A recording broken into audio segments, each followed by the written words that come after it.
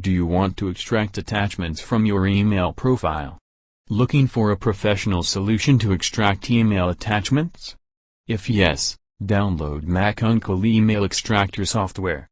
It offers multiple email source lists to extract attachments directly from multiple file format. As you can see, the software provides multiple email source options to extract attachments. Firstly, select the required email source from the list. Here, we are selecting Gmail as the required email source. Now, fill in the login credentials of the Gmail account. Now, fill in Gmail app password. If you don't know how to create an app password, check the video's description. Now enter the created app password. Then tap on the Login button. The software starts analyzing files and folders from the account.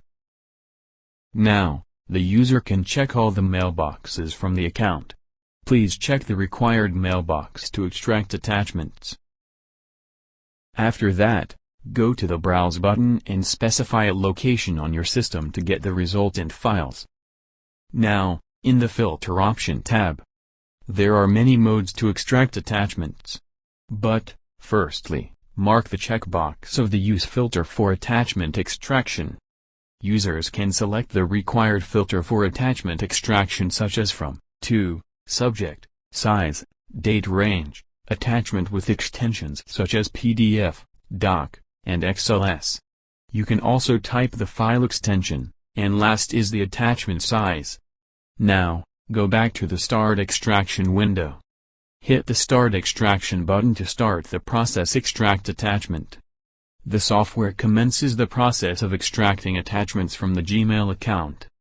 You can check the live report in the software interface with many attachments extracting from the account. So, wait for a while. Once the process of email extraction completes, the software highlights a complete extraction message. Trial version convert only 25 items per folder. Click on OK button. Software provide a text log report of converted data. The software automatically opens your destination location, and you can see all the attachments file in a folder. Thank you for watching the video.